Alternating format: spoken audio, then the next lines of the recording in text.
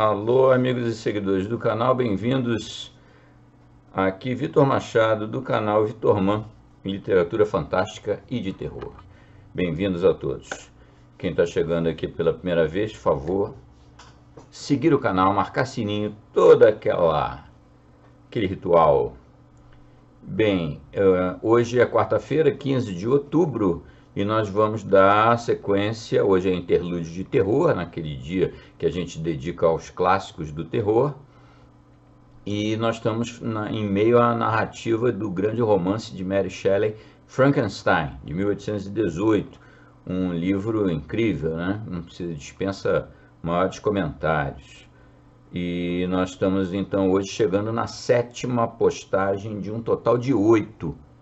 Serão 8, vai terminar, portanto, a narrativa desse romance incrível na quarta-feira que vem. Mas, como vocês sabem, né, isso aconteceu tanto no Drácula, tá aqui a playlist para quem não assistiu, foram 14 postagens, uma narrativa memorável, realmente eu adorei. E tá aqui a playlist para quem não assistiu na época, assistir agora, né? E o Frankenstein a gente está fazendo exatamente nos mesmos moldes. Também tem aqui a playlist com com a de hoje, né? Com as 7 postagens até então. Vamos concluí-la na semana que vem. Então, como aconteceu no Drácula, eu sempre, em todas as nossas postagens, para quem é do canal já conhece, mas quem é novo não, a gente sempre faz comentários sobre obra e autor e outras pertinentes, a gente sempre faz na introdução às postagens propriamente ditas.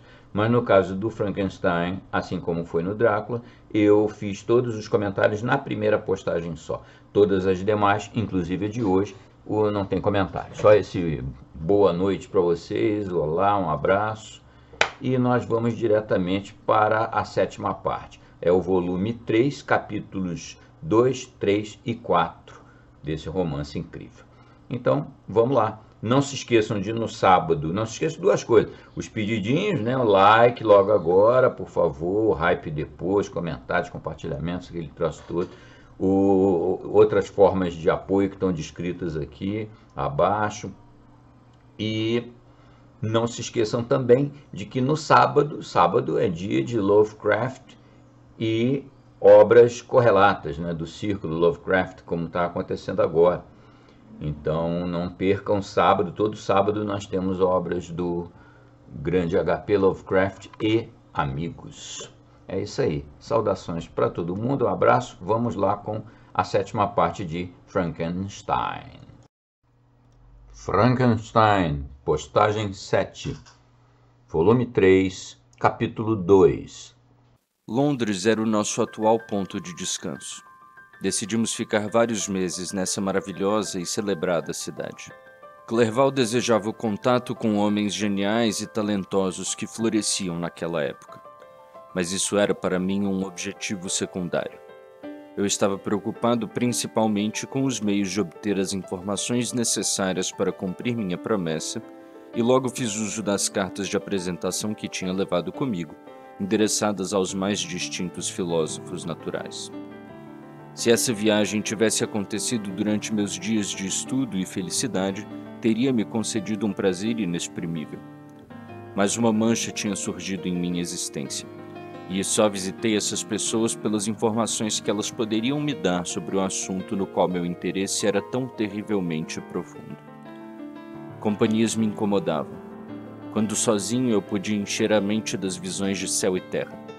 A voz de Henry me acalmava, e podia assim me enganar até sentir uma paz transitória. Mas rostos ocupados, desinteressantes e alegres traziam um desespero ao meu coração. Vi uma barreira insuperável colocada entre mim e meus companheiros. Essa barreira era selada com o sangue de William e Justine, e refletir sobre os eventos conectados com esses nomes enchia minha alma de angústia. Mas em Clerval, eu vi a imagem do meu antigo eu. Ele era inquisitivo e ansiava por obter experiência e instrução. A diferença de modos que ele observava era para ele uma fonte inesgotável de instrução e diversão. Ele estava sempre ocupado, e o único obstáculo a seus prazeres era meu semblante triste e abatido. Tentei esconder isso ao máximo, para não o privar dos prazeres naturais de alguém que estava entrando em uma cena nova da vida, imperturbável por qualquer preocupação ou lembrança amarga. Muitas vezes me recusei a acompanhá-lo, alegando outro compromisso, para poder ficar sozinho. Nesse momento também comecei a coletar materiais necessários para minha nova criação, e isso era para mim como a tortura de gotas d'água caindo continuamente na cabeça. Todos os pensamentos devotados a isso eram de uma angústia extrema, e todas as palavras que falei em alusão a isso faziam meus lábios tremerem e meu coração palpitar. Depois de passar alguns meses em Londres, recebemos uma carta de uma pessoa na Escócia, que já tinha sido visitante nosso em Genebra. Ele mencionou as belezas do país e perguntou se não eram atrações suficientes para nos induzir a prolongar nossa viagem para Perth, no norte, onde ele residia. Clerval desejava ansiosamente aceitar o convite, e eu, embora abominasse a vida social, desejava ver de novo as montanhas e os rios, e todos os trabalhos maravilhosos com os quais a natureza adorna os seus locais preferidos. Tínhamos chegado à Inglaterra no começo de outubro, e estávamos em fevereiro. Assim decidimos, em acordo, começar nossa viagem para o norte ao fim de mais um mês. Nessa expedição, não pretendíamos seguir a grande estrada para Edimburgo, mas visitar Windsor, Oxford, Matlock e os lagos Cumberland, decidindo encerrar a viagem por volta do fim de julho. Embalei meus instrumentos químicos e os materiais que havia coletado e decidi terminar meus trabalhos em algum recanto obscuro nas terras altas do norte da Escócia. Saímos de Londres no dia 27 de março e ficamos alguns dias em Windsor, vagando pela bela floresta. Era um cenário novo para nós das montanhas. Os carvalhos majestosos, a quantidade de caça e os bandos de grandiosos cervos eram novidades. De lá, seguimos para Oxford. Quando entramos nessa cidade, nossas mentes estavam tomadas da lembrança dos eventos que tinham acontecido lá mais de um século e meio antes. Foi lá que Carlos I tinha reunido suas forças. A cidade tinha permanecido fiel a ele depois que a nação toda abandonou sua causa para se juntar à causa do parlamento e da liberdade. A lembrança daquele infeliz rei e seus companheiros, o amável Falkland, o insolente Gower, a rainha e o filho, deu um interesse peculiar a cada parte da cidade em que eles supostamente moraram. O espírito dos dias antigos encontrou morada ali, e nos deleitamos refazendo seus passos. Se esses sentimentos não tivessem encontrado uma gratificação imaginária, a aparência da cidade ainda tinha em si beleza suficiente para obter nossa admiração. As faculdades eram antigas e pitorescas. As ruas eram quase magníficas, e o belo Isis, que fluía pelas campinas de um verde exótico, se abriu em uma plácida extensão de águas que refletia sua reunião majestosa de torres e pináculos e domos aninhados entre árvores antigas. Apreciei a paisagem, mas meu prazer foi prejudicado pela lembrança do passado e pela expectativa do futuro. Fui formado para a felicidade e a paz. Durante meus anos de juventude, o descontentamento nunca visitou minha mente. E se alguma vez fui tomado pelo tédio, a visão do que é belo na natureza, ou o estudo do que é excepcional e sublime nas produções humanas, sempre interessava meu coração e suavizava meu estado de espírito. Mas sou uma árvore arruinada. O raio entrou em minha alma, e senti então que deveria sobreviver para exibir o que logo deixarei de ser. Um miserável espetáculo da humanidade destruída, lamentável para os outros e abominável para mim mesmo. Passamos um tempo considerável em Oxford, andando pelos ambientes, tentando identificar todos os lugares que poderiam ter relação com a época mais animada da história inglesa. Nossas pequenas viagens de descoberta costumavam ser prolongadas pelos objetos sucessivos que se apresentavam. Visitamos a tumba do ilustre Hampden e o campo no qual esse patriota caiu. Por um momento, minha alma foi elevada dos medos degradantes e miseráveis para contemplar as ideias divinas de liberdade e sacrifício, das quais essas visões eram monumentos e lembranças. Por um instante, ousei me soltar das correntes e olhar ao redor com um espírito livre e altivo. Mas o ferro havia corroído minha carne, e afundei de novo, tremendo e sem esperanças, em meu eu infeliz. Saímos de Oxford com pesar e seguimos para Matlock, que era o nosso local de descanso seguinte.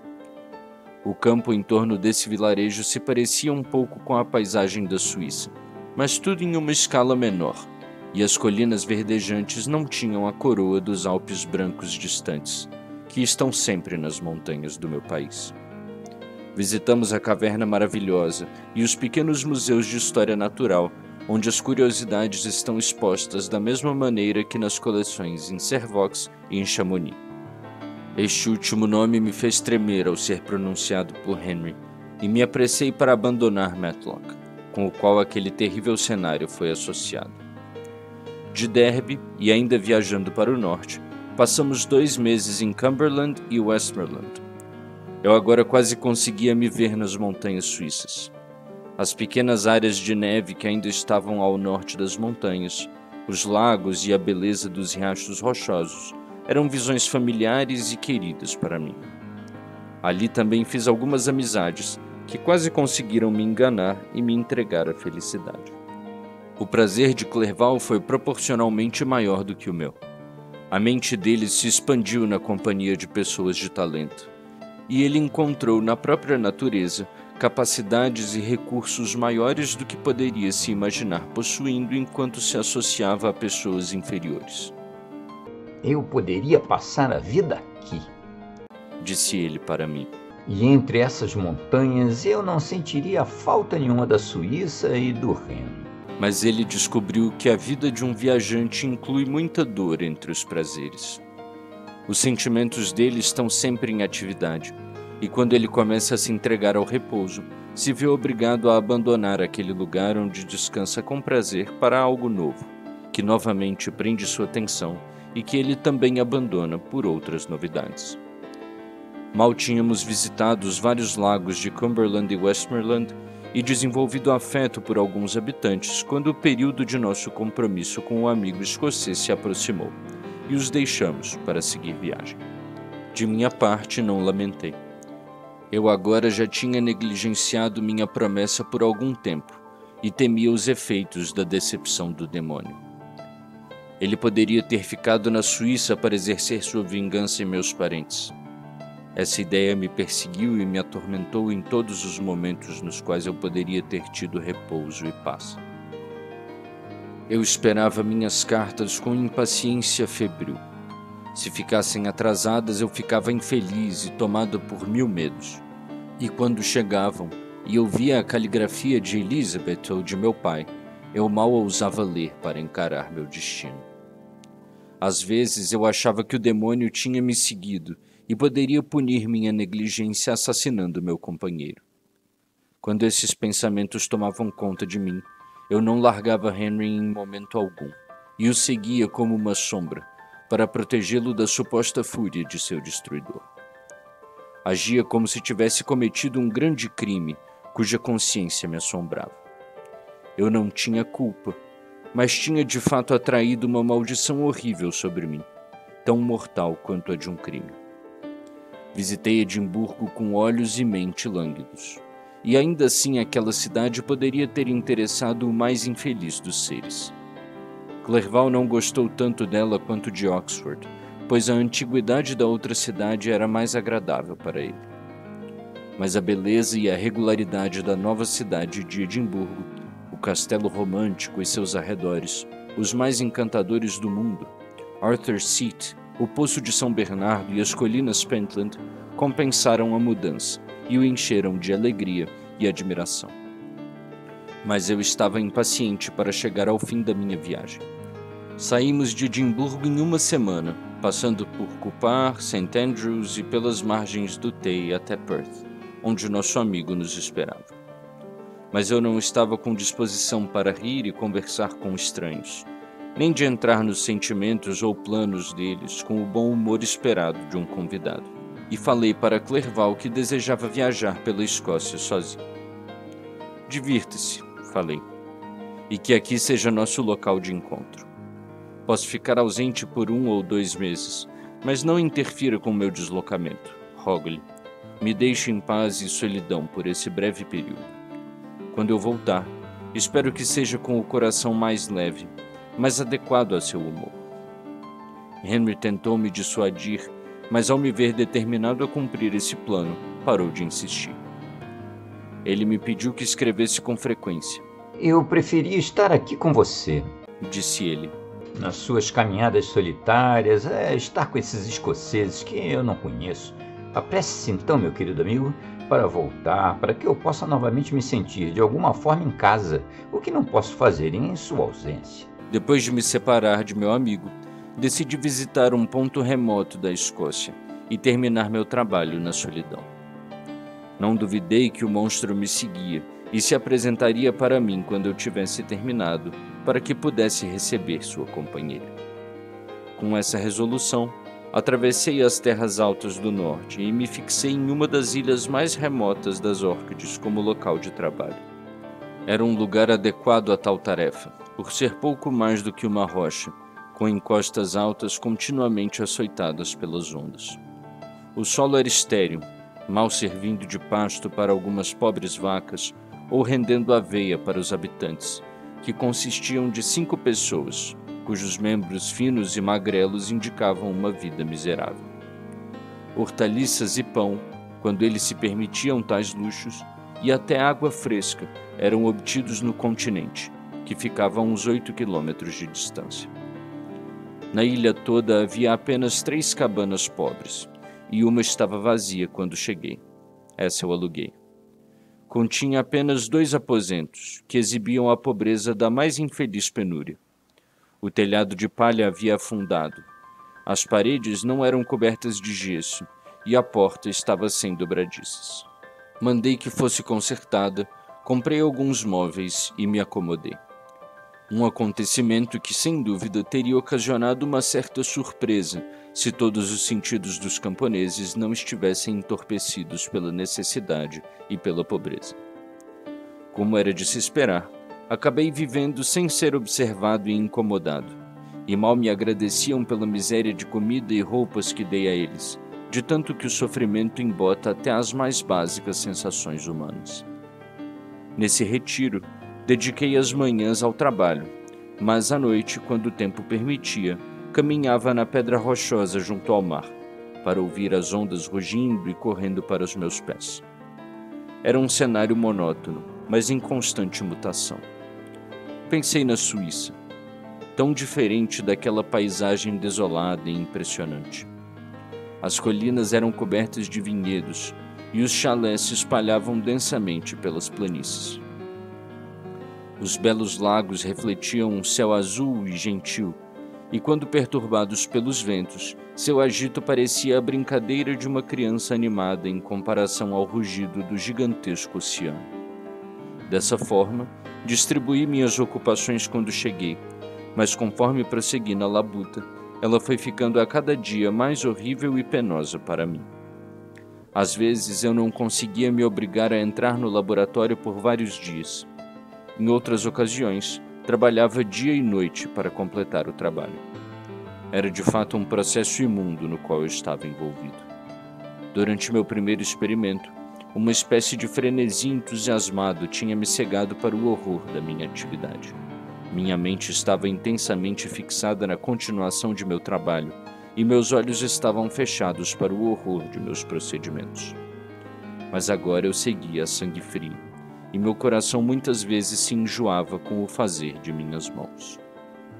Assim situado, dedicado à mais detestável ocupação, imerso em uma solidão em que nada poderia nem por um instante chamar minha atenção para a verdadeira cena na qual eu estava envolvido. Meu ânimo ficou irregular. Tornei-me inquieto e nervoso. A todo momento temia encontrar meu perseguidor. Às vezes me sentava com os olhos fixos no chão, com medo de erguê-los e encontrar ali o objeto que tanto me aterrorizava ver. Temia sair de perto das outras pessoas, já que ele poderia aparecer para buscar sua companheira quando eu estivesse sozinho. Enquanto isso, fui trabalhando, e minha obra já estava consideravelmente avançada. Eu contemplava sua conclusão com uma esperança trêmula e ansiosa, que não ousei questionar, mas que estava misturada com prenúncios obscuros de maldade, que faziam meu coração adoecer dentro do peito.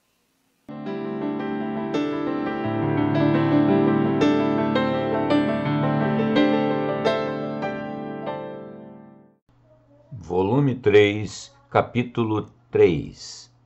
Certa noite, eu estava sentado em meu laboratório. O sol tinha se posto e a lua acabava de nascer no mar. Eu não tinha luz suficiente para meu trabalho e permaneci ocioso, fazendo uma pausa para refletir se devia deixar o trabalho por aquela noite ou apressar sua conclusão, dando-lhe dedicação integral. Enquanto eu estava sentado, uma reflexão me ocorreu, que me levou a considerar os efeitos do que eu estava fazendo naquele momento. 3 anos antes, eu estava ocupado da mesma forma e tinha criado um demônio cuja barbaridade inigualável tinha desolado meu coração e o enchido para sempre do mais amargo remorso. Eu estava agora prestes a formar outro ser cujas disposições eu igualmente ignorava. Ela poderia ser 10.000 vezes mais maligna do que o companheiro e ter prazer em matar e ser cruel. Ele tinha jurado abandonar a presença humana e se esconder nos desertos, mas ela não. E ela, que muito provavelmente se tornaria um animal pensante e racional, poderia se recusar a seguir um pacto feito antes de sua criação. Eles poderiam até odiar um ao outro. A criatura que já vivia abominava a própria deformidade, e não poderia ele desenvolver uma repulsa ainda maior quando essa deformidade aparecesse diante de seus olhos em forma feminina? Ela também poderia se afastar dele com repulsa e se voltar para a beleza superior do ser humano. Ela poderia abandoná-lo e ele ficaria de novo sozinho, exasperado pela nova provocação de ser abandonado por alguém de sua própria espécie.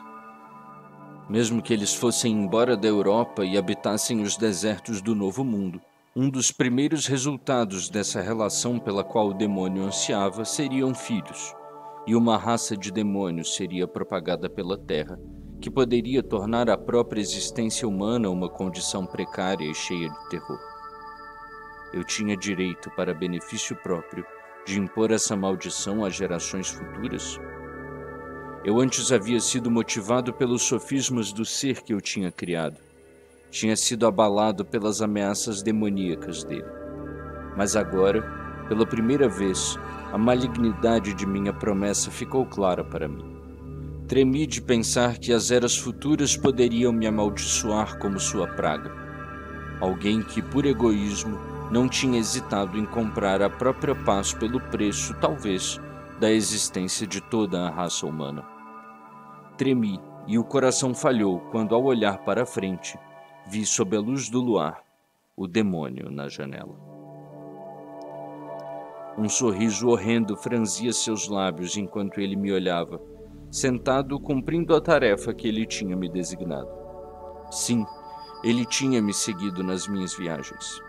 Ele tinha ficado nas florestas, se escondido em cavernas ou se refugiado em charnecas amplas e desertas. E agora ele veio avaliar meu progresso e reivindicar o cumprimento da minha promessa. Quando olhei para ele, seu semblante expressou a extensão máxima de malícia e traição. Pensei com uma sensação de loucura na minha promessa de criar outro como ele, e tremendo de paixão, parti em pedaços a coisa em que estava trabalhando. O desgraçado me viu destruir a criatura de cuja futura existência ele dependia para a felicidade, e com um uivo de desespero diabólico e vingança, se retirou. Saí do quarto e, depois de trancar a porta, fiz uma promessa solene no coração de nunca retomar os trabalhos. E então, com passos trêmulos, fui para meus aposentos. Eu estava sozinho. Não havia ninguém perto de mim para dissipar a escuridão e me aliviar da opressão doentia dos mais terríveis devaneios. Várias horas depois, permaneci perto da janela, olhando para o mar. Estava quase imóvel, pois os ventos eram silenciosos e toda a natureza repousava sob o olho da lua tranquila. Algumas embarcações de pesca pontilhavam a água, e de vez em quando a brisa gentil soprava o som de vozes, quando os pescadores chamavam uns aos outros. Senti o silêncio, embora não estivesse consciente da profundeza extrema dele, até meus ouvidos serem capturados pelo ruído de remos perto da minha margem, e uma pessoa atracou perto da minha casa. Poucos minutos depois, ouvi o rangido de minha porta, como se alguém tentasse abri-la suavemente. Tremi da cabeça aos pés. Tive um pressentimento de quem era e desejei acordar um dos camponeses que morava em uma cabana não longe da minha. Mas fui tomado pela sensação de impotência tão comum em sonhos, quando você tenta em vão fugir do perigo iminente e fica preso no lugar. Ouvi o som de passos na passagem. A porta se abriu e o desgraçado que eu temia apareceu. Ele fechou a porta, se aproximou de mim e falou com a voz sufocada. Você destruiu o trabalho que começou. O que você pretende? Ousa romper sua promessa? Aguentei trabalho árduo e infelicidade. Saí da Suíça com você. Segui pelas margens do Reno, pelas ilhotas e pelos cumes das colinas. Passei muitos meses nas charnecas da Inglaterra e nos desertos da Escócia. Aguentei fadiga incalculável e frio e fome. Você ousa destruir minhas esperanças? Suma! Estou rompendo minha promessa. Nunca criarei outro como você, igual em deformidade e maldade. Escravo, antes eu argumentei com você, mas você se mostrou indigno de minha condescendência. Lembre-se de que eu tenho poder. Você se considera infeliz, mas eu posso torná-lo tão miserável que a luz do dia será odiosa para você. Você é meu criador, mas eu sou seu mestre. Obedeça! A hora da minha fraqueza passou e o momento da força chegou. Suas ameaças não podem me levar a cometer um ato perverso, mas confirmam em mim uma resolução de não criar para você uma companheira em maldade. Devo eu, em sangue frio, soltar na terra um demônio cujo prazer é a morte e a impiedade? Suma! Estou firme, e suas palavras só vão exasperar minha fúria. O monstro viu a determinação em meu rosto e bateu os dentes na impotência da raiva. Cada homem, gritou ele, deve encontrar uma esposa para o coração, e cada animal ter sua parceria, e eu ficar sozinho? Eu tinha sentimentos de afeto e eles foram correspondidos com ódio e desdém. Homem, você pode odiar, mas cuidado, você viverá momentos de terror e desgraça, e em breve cairá o raio que há de erradicar sua felicidade para sempre. Porque você deve ser feliz enquanto eu rastejo na intensidade de minha miséria. Você pode destruir minhas outras paixões, mas a vingança permanece. A vingança, de agora em diante, é mais querida do que a luz ou o alimento. Eu posso morrer, mas primeiro você, meu tirano e atormentador, amaldiçoará o sol que observa a sua infelicidade. Tome cuidado, pois sou destemido e, portanto, poderoso. Observarei com a astúcia de uma cobra para poder picar com veneno. Homem, você se arrependerá das feridas que provoca. Diabo, pare! E não envenene o ar com esses sons de malícia. Já comuniquei minha decisão e não sou covarde de me curvar diante de palavras. Deixe-me. Estou irredutível. Está bem. Eu vou. Mas lembre-se, estarei com você em sua noite de núpcias. Eu me adiantei e exclamei. Vilão! Antes de assinar meu atestado de óbito, assegure-se de que você mesmo está seguro. Eu o teria agarrado, mas ele fugiu de mim e saiu da casa rapidamente. Em poucos instantes eu o vi no barco, que disparou pelas águas em uma velocidade extrema e logo se perdeu entre as ondas. Tudo ficou silencioso de novo, mas as palavras dele ecoavam em meus ouvidos. Eu desejava furiosamente perseguir o assassino de minha paz e jogá-lo no mar. Andei de um lado para o outro do quarto apressadamente, perturbado, enquanto minha imaginação conjurava 1000 imagens para me atormentar e ferir. Por que eu não o tinha seguido e me atracado com ele em luta mortal? Mas eu tinha feito com que ele partisse, e ele tinha seguido seu curso em direção ao continente. Tremi de pensar quem poderia ser a próxima vítima sacrificada em nome de sua vingança insaciável. E aí pensei novamente em suas palavras. Estarei com você em sua noite de núpcias. Então esse era o momento do cumprimento de meu destino. Naquela hora, eu morreria, e assim satisfaria e extinguiria a maldade dele. A perspectiva não me abalou a ponto de causar medo, mas quando pensei em minha amada Elizabeth, em sua infinita dor quando ela tivesse o amante tão barbaramente arrancado dela, lágrimas, as primeiras que derramei em muitos meses, escorreram dos meus olhos, e decidi não cair perante meu inimigo sem uma luta amarga. A noite passou e o sol nasceu no mar.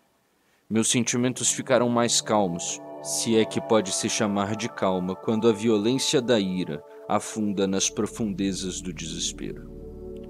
Fui embora da casa, a cena horrenda do confronto da noite anterior, e andei à beira do mar, que quase vi como uma barreira insuperável entre mim e meus semelhantes. De fato, um desejo de que isso fosse verdade passou por mim. Desejei que pudesse passar a vida naquela rocha árida, com cansaço é verdade, mas sem ser interrompido por nenhum choque repentino de infelicidade. Se eu voltasse, seria para ser sacrificado, ou para ver quem eu mais amava morrer nas mãos de um demônio que eu mesmo havia criado.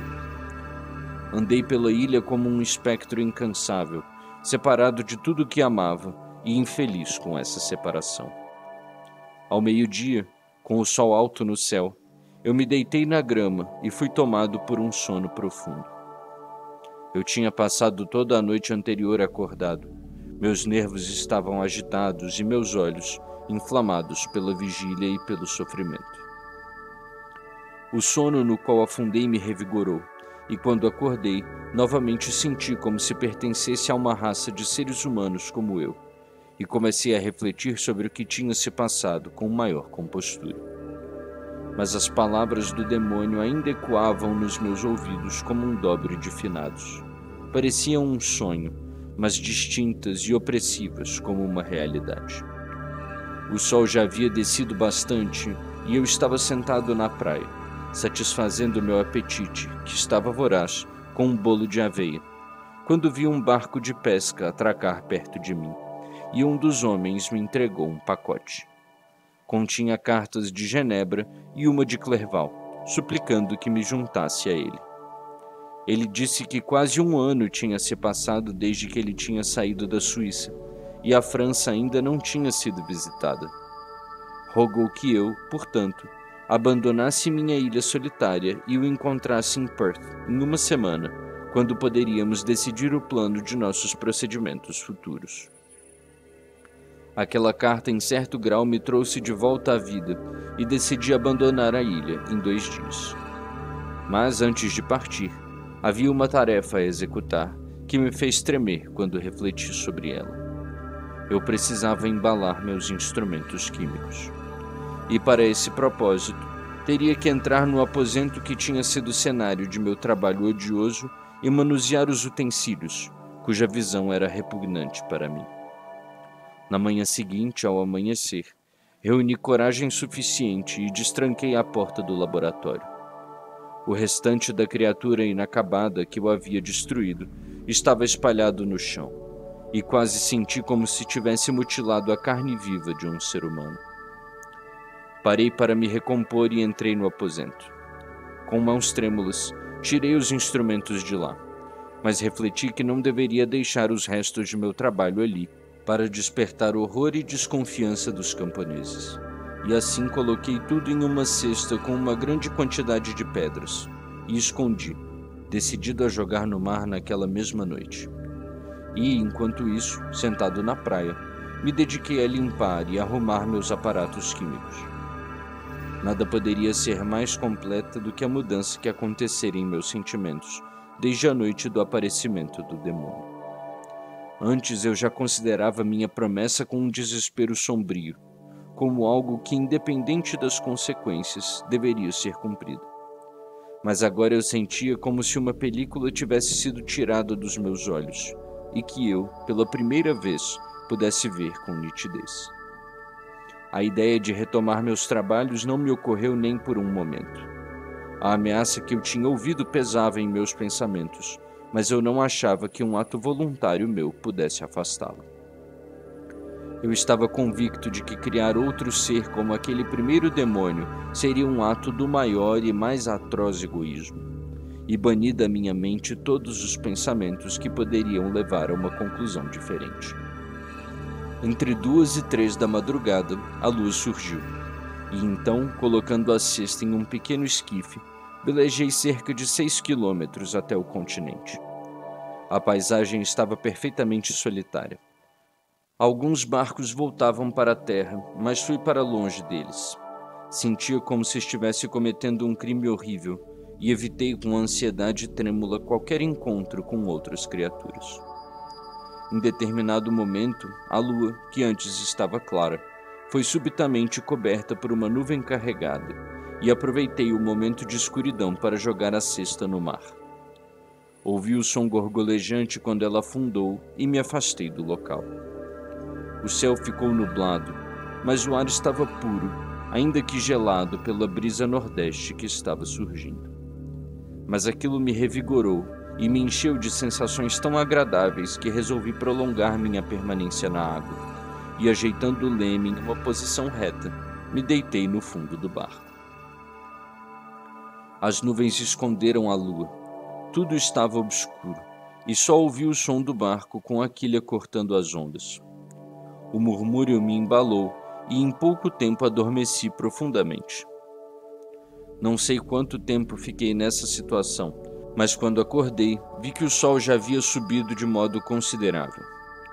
O vento estava forte e as ondas ameaçavam continuamente a segurança do meu pequeno esquife. Vi que o vento estava virado para nordeste e devia ter me levado para longe da costa onde eu tinha embarcado. Tentei mudar meu rumo, mas logo descobri que se tentasse de novo, o barco ficaria cheio de água. Nessa situação, meu único recurso era seguir na direção do vento. Confesso que tive algumas sensações de terror. Eu não tinha bússola comigo e conhecia muito pouco a geografia daquela parte do mundo, a ponto de o sol ser de pouca utilidade para mim.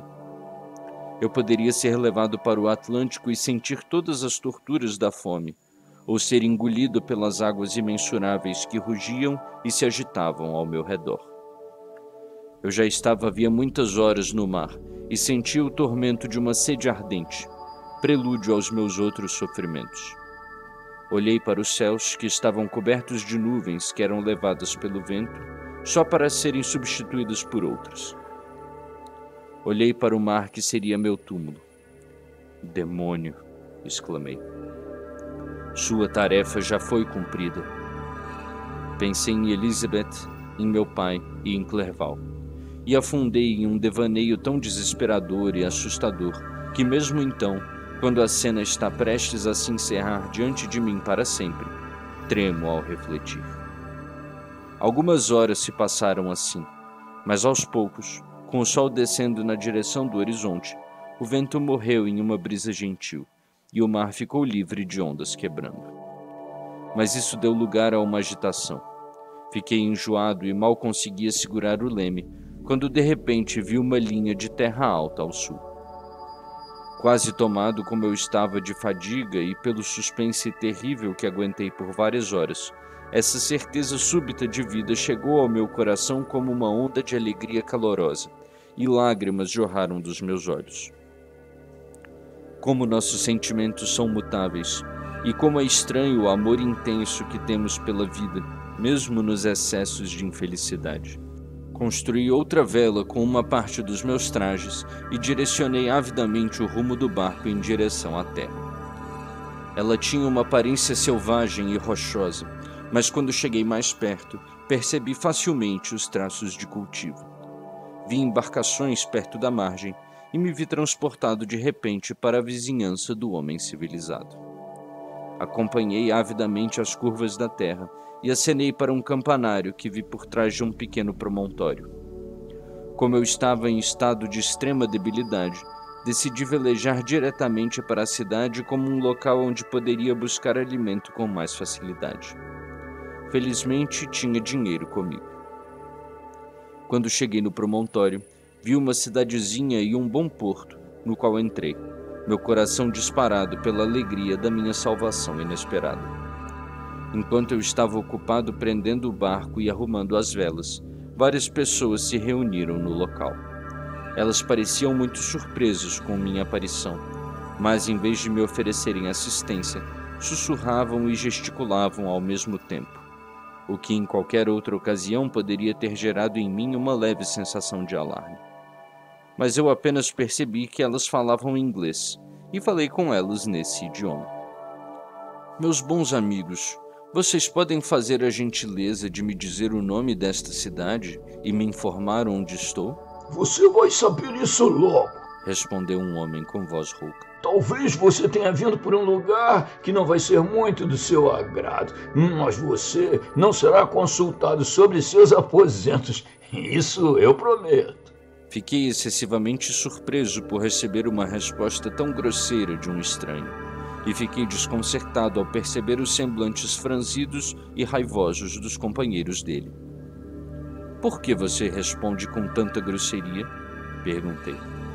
Não é costume dos ingleses receber estranhos de forma tão pouco hospitaleira? Eu não sei qual pode ser o costume dos ingleses, disse o homem. Mas é costume dos irlandeses odiar tais canalhas. Enquanto este estranho diálogo continuava, percebi a multidão aumentar rapidamente.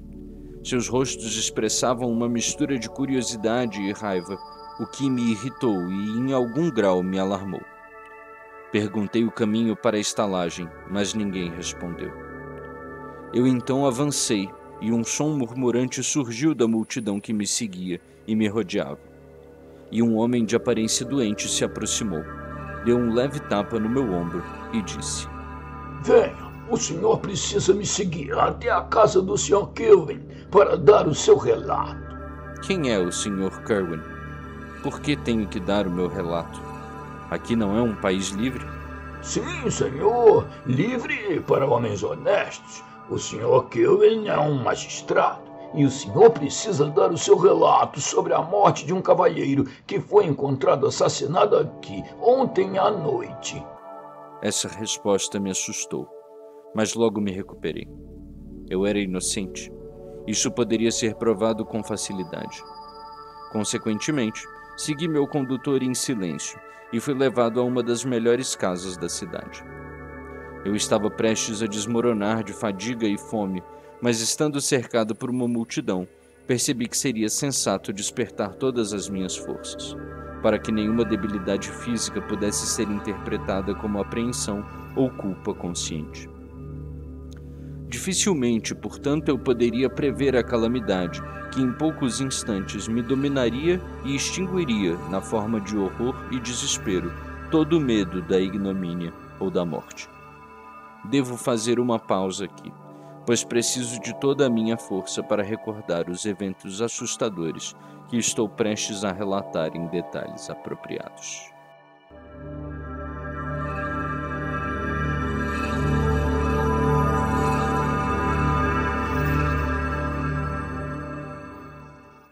Volume 3, capítulo 4. Logo fui levado à presença do magistrado, um homem velho e benevolente, com modos calmos e controlados. Mas ele me olhou com um certo grau de severidade, e então, virando-se para meus condutores, perguntou quem era a testemunha naquela ocasião.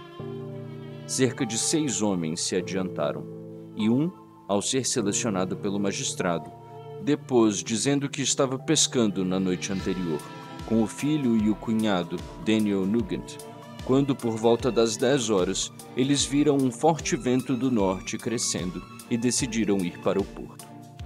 Era uma noite muito escura, pois a lua ainda não havia nascido. Eles não atracaram no porto, mas em um riacho, uns 3 quilômetros abaixo, como estavam acostumados. Ele seguiu andando primeiro, carregando parte do equipamento de pesca, e os companheiros o seguiram de uma certa distância. Enquanto caminhava pela areia, ele bateu o pé em alguma coisa e caiu no chão. Os companheiros foram ajudá-lo e, pela luz do lampião, viram que ele tropeçara no corpo de um homem, que parecia morto. A primeira suposição deles foi que se tratava do cadáver de alguém que tinha se afogado e sido levado para as margens pelas ondas. Mas ao examiná-lo, viram que as roupas não estavam molhadas e que o corpo nem sequer estava frio. Eles na mesma hora o carregaram para o chalé de uma velha senhora no local e tentaram em vão restaurar-lhe a vida. Ele parecia ser um jovem bonito, com cerca de 25 anos de idade. Parecia ter sido estrangulado, pois não havia sinais de violência, além da marca preta de dedos no pescoço.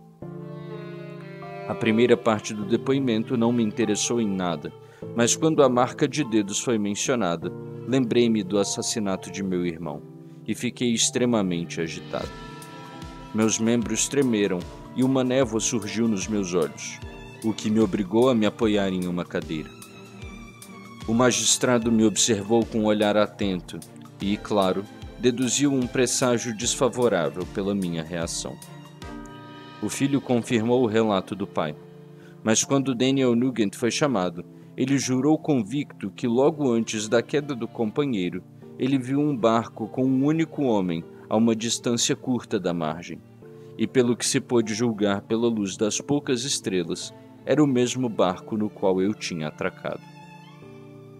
Uma mulher testemunhou que morava perto da praia e estava parada na porta de casa esperando o retorno dos pescadores, cerca de 1 hora antes de saber da descoberta do corpo, quando viu um barco com apenas um homem sair daquela parte da margem onde o cadáver foi encontrado depois. Outra mulher confirmou o relato do pescador, que levou o corpo para a casa dela. Não estava frio. Eles o colocaram em uma cama e o massagearam, e Daniel foi até a cidade em busca do boticário, mas a vida já tinha se esvaído. Vários outros homens foram interrogados a respeito do meu desembarque, e eles concordaram que, com o vento norte forte que tinha surgido à noite, era bem provável que eu tivesse ficado no mar por muitas horas e tivesse sido obrigado a voltar para o mesmo local de onde havia partido. Além do mais, eles observaram que parecia que eu tinha levado o corpo de outro lugar, e era provável, por eu parecer não conhecer o local, que tivesse entrado no porto sem saber a distância da cidade para o lugar onde eu depositara o cadáver. O Sr. Kerwin, ao ouvir essas evidências, ordenou que eu fosse levado para o local onde o corpo estava para ser sepultado, para que pudesse ser observado o efeito que vê-lo provocaria em mim. Essa ideia deve ter sido sugerida devido à extrema agitação que exibi quando o modo do assassinato foi descrito. Fui levado pelo magistrado e por várias outras pessoas até a estalagem. Não pude deixar de ficar abalado pelas estranhas coincidências que tinham acontecido durante aquela noite agitada, mas sabendo que eu tinha conversado com várias pessoas na ilha em que eu morava na hora em que o corpo foi encontrado, permaneci perfeitamente tranquilo quanto às consequências da questão. Entrei no quarto onde o cadáver estava e fui levado ao caixão. Como posso descrever minhas sensações ao vê-lo? Ainda me sinto tomado de horror e não consigo refletir sobre aquele momento terrível sem estremecer e agonizar, sem me lembrar da angústia do reconhecimento. O julgamento, a presença do magistrado e das testemunhas desapareceram como um sonho da minha memória, quando vi a forma sem vida de Henry Clerval estendida à minha frente. Tive dificuldade de respirar e, me jogando sobre o corpo, exclamei: será que minhas maquinações assassinas também privaram você, meu querido Henry, da vida? 2 eu já destruí. Outras vítimas aguardam seu destino. Mas você, Clerval, meu amigo, meu benfeitor. O corpo humano não conseguiu mais suportar o sofrimento agonizante a que fui submetido e fui carregado do quarto em fortes convulsões. Uma febre veio em seguida. Fiquei 2 meses à beira da morte. Meus delírios, como ouvi depois, eram terríveis. Declarei ser o assassino de William, de Justine e de Clerval. Às vezes suplicava a meus atendentes que me ajudassem na destruição do demônio por quem eu era atormentado, e em outras sentia os dedos do monstro já agarrando o meu pescoço, e gritava em voz alta com agonia e terror. Felizmente, enquanto falava meu idioma nativo, somente o Sr. Kerwin me entendeu, mas meus gestos e gritos amargos foram suficientes para assustar as outras testemunhas. Por que não morri? Mais infeliz do que o homem jamais foi antes. Por que eu não afundei no esquecimento e descansei? A morte arrebata muitos filhos ainda desabrochando, as únicas esperanças de seus pais amorosos. Quantas noivas e jovens amantes estiveram um dia repletos de saúde e esperança, e no seguinte eram presas das larvas e da decadência da tumba. De que materiais eu era feito para que pudesse resistir a tantos choques, que como o giro da roda renovavam continuamente a tortura? Mas eu estava condenado a viver, e em 2 meses encontrei-me como se estivesse acordando de um sonho, em uma prisão, estendido em uma cama miserável, cercado por carcereiros, guardas, ferrolhos e todo o aparato horrendo de uma masmorra. Era de manhã, lembro-me, quando voltei à razão. Eu havia esquecido os detalhes do que acontecera e apenas senti como se algum grande infortúnio de repente tivesse me dominado. Mas quando olhei em volta e vi as janelas gradeadas e a miséria do aposento em que eu estava, tudo surgiu na minha memória e gemia amargamente. Esse som perturbou uma velha que dormia em uma cadeira ao meu lado. Era uma enfermeira contratada, a esposa de um dos carcereiros, e seu semblante expressava todas aquelas más qualidades que muitas vezes caracterizam essa classe. As linhas do rosto eram duras e rudes, como as de pessoas acostumadas a ver cenas de miséria sem se compadecer. Seu tom expressou toda a sua indiferença. Ela se dirigiu a mim em inglês, e a voz me pareceu a mesma que eu tinha ouvido durante meus sofrimentos. Está melhor agora, senhor? Respondi no mesmo idioma, com voz débil. Acredito que sim, mas se for tudo verdade, se eu não sonhei, lamento ainda estar vivo para sentir essa infelicidade e esse horror. Sobre isso, respondeu a mulher. Se você está falando do cavalheiro que matou, acredito que seria melhor para o senhor se estivesse morto, pois acho que vai ser difícil, mas você será informado na próxima sessão. Entretanto, isso não é da minha conta. Fui enviada para cuidar de você e deixá-lo bem. Cumpro meu dever com a consciência tranquila, e seria bom que todos fizessem o mesmo. Virei-me com ódio destinado àquela mulher capaz de proferir um discurso tão insensível para uma pessoa que acabara de ser salva à beira da morte. Mas eu me sentia lânguido e incapaz de refletir sobre tudo o que passara. A sequência completa da minha vida apareceu para mim como um sonho.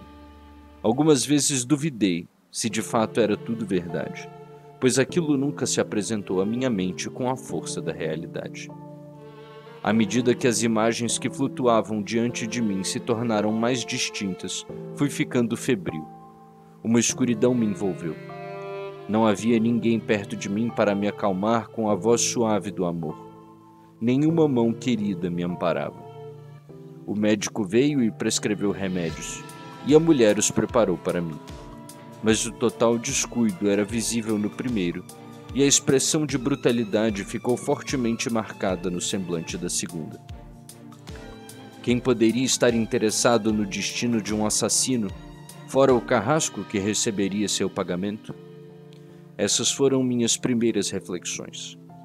mas logo soube que o Sr. Kerwin havia demonstrado extrema bondade comigo. Ele ordenara que o melhor quarto da prisão fosse preparado para mim. O melhor era realmente terrível. E foi ele quem providenciou um médico e uma enfermeira.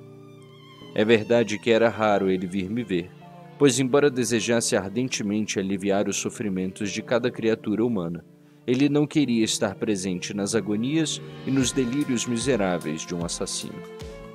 Ele vinha, portanto, às vezes, para ver que eu não estava sendo negligenciado, mas suas visitas eram curtas e espaçadas. Um dia, enquanto me recuperava gradualmente, eu estava sentado em uma cadeira, os olhos semiabertos e a face lívida como a da morte. Fui tomado pela melancolia e pela tristeza, e muitas vezes pensei que era melhor buscar a morte do que permanecer miseravelmente preso apenas para ser solto em um mundo repleto de desgraça. Em um determinado momento, pensei se não deveria me declarar culpado e sofrer a pena da lei, sendo menos inocente do que fora a pobre Justina. Tais eram meus pensamentos quando a porta dos meus aposentos foi aberta e o Sr. Kerwin entrou. Seu semblante expressava simpatia e compaixão. Ele puxou uma cadeira para perto da minha e dirigiu-se a mim em francês. Temo que este lugar seja muito chocante para você. Posso fazer alguma coisa para deixá-lo mais confortável? Agradeço, mas tudo que você menciona não é nada para mim. Em todo o mundo não há consolo que eu seja capaz de receber. Sei que a solidariedade de um estranho não é de grande alívio para alguém como você, que carrega o fardo de um infortúnio tão estranho, mas espero que você logo abandone este local melancólico, pois, sem dúvida, será fácil encontrar provas de que você não pode ser acusado criminalmente. Essa é minha menor preocupação. Eu me tornei, por uma sequência de eventos estranhos, o mais infeliz dos mortais. Perseguido e torturado como estou e estive, a morte pode me trazer algum mal? Nada, de fato, pode ser mais infeliz e angustiante do que os acasos estranhos que ocorreram ultimamente. Você foi jogado por algum acidente surpreendente nestas margens, renomada pela hospitalidade. Foi preso de imediato e acusado de assassinato. A primeira visão que foi apresentada a seus olhos foi o corpo de seu amigo, assassinado de forma tão inexplicável e colocado, por assim dizer, por algum demônio em seu caminho. Quando o Sr. Kerwin disse isso, apesar da agitação que sofri nessa retrospectiva de meus sofrimentos, também senti considerável surpresa com o conhecimento que ele parecia ter a meu respeito. Acho que algum espanto ficou evidente em meu semblante, pois o Sr. Kerwin se apressou em dizer: Somente 1 ou 2 dias depois de sua doença é que pensei em examinar as suas vestimentas para que pudesse descobrir algum vestígio pelo qual pudesse enviar a seus parentes um relato de seu infortúnio e doença. Encontrei várias cartas, e entre outras, uma que descobri pelo começo ser de seu pai. Escrevi na mesma hora para Genebra. Quase 2 meses se passaram desde o envio de minha carta. Mas você está doente. Mesmo agora, você ainda treme. Não está bem para nenhum tipo de agitação. Esse suspense é 1000 vezes pior do que o acontecimento mais horrível. Diga-me, que nova cena de morte foi encenada e quem é a pessoa cujo assassinato agora devo lamentar? Sua família está perfeitamente bem, disse o Sr. Kerwin com gentileza. E alguém, um amigo, veio visitar. Não sei por qual cadeia de pensamento a ideia se apresentou, mas instantaneamente me veio à mente que o assassino tinha ido zombar de minha desgraça e me insultar com a morte de Clerval, como um novo incentivo para que eu atendesse a seus desejos infernais. Coloquei a mão diante dos olhos e gritei em agonia: Ah! Leve-o embora! Não posso vê-lo! Pelo amor de Deus, não o deixe entrar!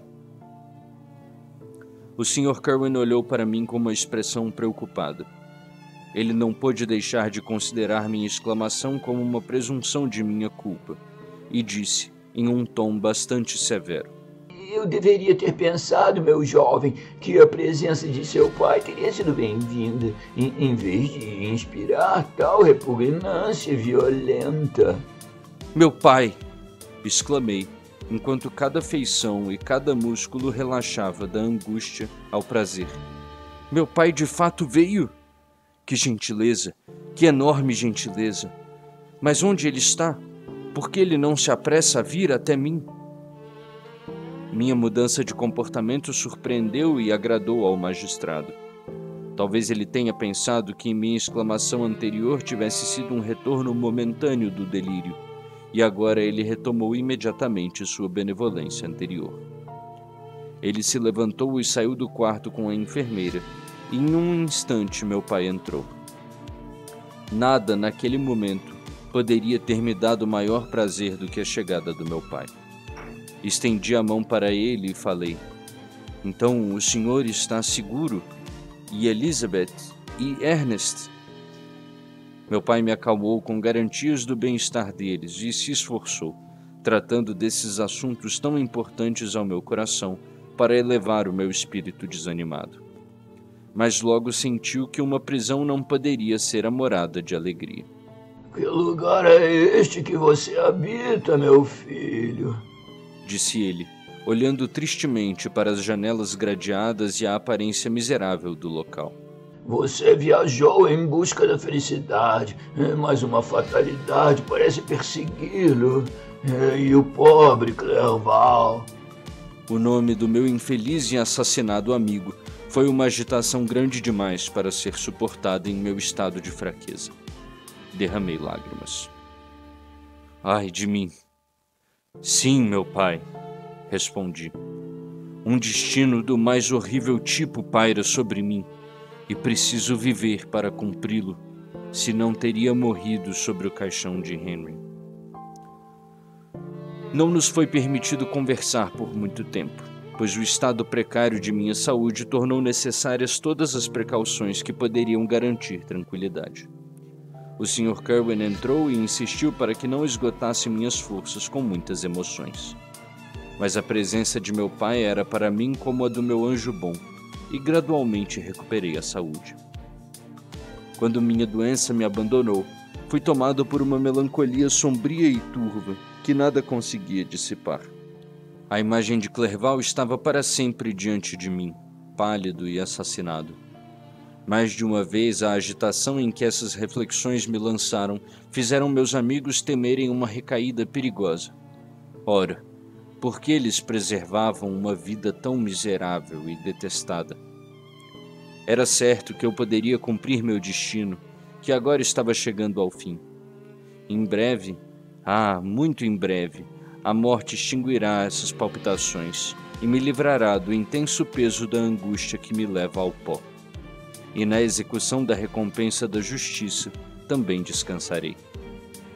A aparência da morte ainda estava distante, embora o desejo estivesse sempre presente em meus pensamentos. E muitas vezes eu me sentei por horas imóvel e sem palavras, desejando alguma poderosa revolução que pudesse enterrar a mim e meu destruidor em suas ruínas. Aproximava-se a hora do inquérito. Eu já estava na prisão havia 3 meses, e embora eu ainda estivesse fraco e em perigo contínuo de uma recaída, fui obrigado a viajar quase 150 quilômetros até a cidade do condado, onde o tribunal ficava. O Sr. Kerwin se encarregou de reunir todas as testemunhas e organizar minha defesa. Fui poupado da desgraça de aparecer em público como um criminoso, já que o caso não foi apresentado ao tribunal que decide sobre a vida e a morte. O grande júri rejeitou a acusação, e por ter sido comprovado que eu estava nas Ilhas Órcades na hora em que o corpo de meu amigo foi encontrado, e, 15 dias depois de minha transferência, fui libertado da prisão. Meu pai ficou extasiado ao me encontrar livre dos aborrecimentos de uma acusação criminal, por eu ter sido novamente autorizado a respirar a atmosfera fresca e retornar ao meu país natal. Não tive os mesmos sentimentos. pois para mim as paredes de uma masmorra ou de um palácio eram igualmente odiosas. A taça da vida estava envenenada para sempre, e embora o sol brilhasse sobre mim, como sobre os alegres e livres de coração, eu não via ao meu redor nada além de uma escuridão densa e assustadora, penetrada por nenhuma luz, fora o brilho de 2 olhos que me encaravam. Às vezes eram os olhos expressivos de Henry, definhando na morte, os orbes escuros quase cobertos pelas pálpebras, e os longos cílios pretos que as contornavam. Às vezes eram os olhos nublados e lacrimejantes do monstro, como os vi pela primeira vez em meu quarto em Ingolstadt. Meu pai procurou despertar em mim os sentimentos de afeto. Ele falou de Genebra, que eu visitaria em breve, de Elizabeth e Ernest, mas essas palavras só arrancaram gemidos profundos de mim. Às vezes, de fato, eu sentia um desejo de felicidade e pensava, com deleite melancólico, em minha amada prima, ou ansiava, com uma devoradora maladie du pays, por ver mais uma vez o Lago Azul e o veloz Ródano que me foram tão queridos na primeira infância. Mas meu estado geral de sentimento era um torpor, em que uma prisão era tão bem-vinda residência como a cena mais divina da natureza. E esses ataques raramente eram interrompidos, exceto por paroxismos de angústia e desespero.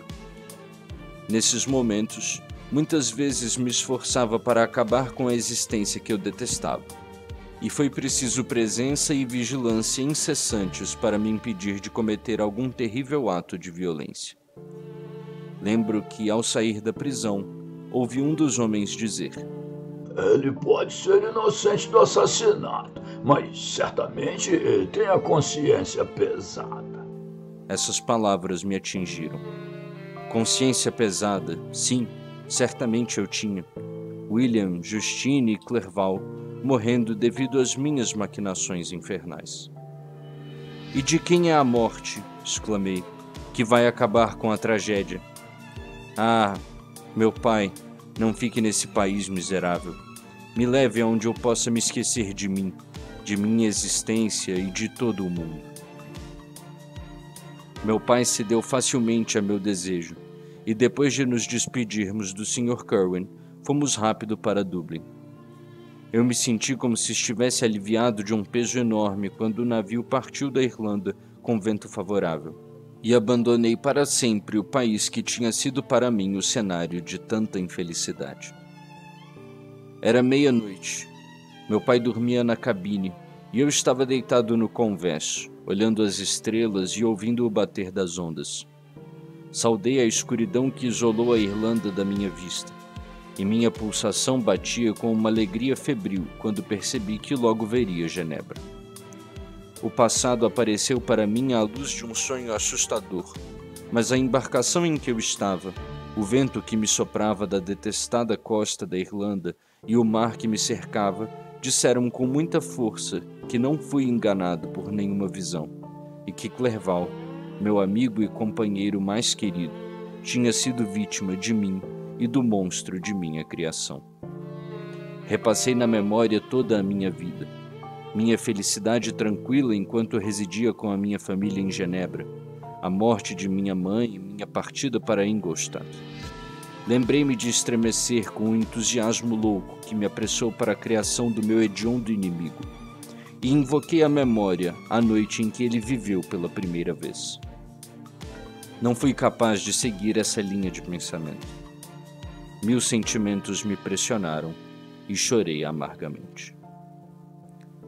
Desde minha recuperação da febre, eu tinha o costume de tomar uma pequena quantidade de láudano todas as noites, pois foi apenas por meio desta droga que fui capaz de obter o descanso necessário para a preservação da vida. Oprimido pela lembrança de meus vários infortúnios, tomei uma dose dupla e logo dormi profundamente. Mas o sono não me dava trégua do pensamento e da infelicidade. Meus sonhos apresentavam 1000 objetos que me assustavam. Pela manhã, fui possuído por uma espécie de pesadelo. Senti o aperto do demônio no pescoço e não consegui me livrar dele. Gemidos e gritos ressoavam nos meus ouvidos. Meu pai, que estava cuidando de mim, percebendo minha inquietação, me acordou e me apontou para o porto de Holyhead, em que estávamos agora entrando.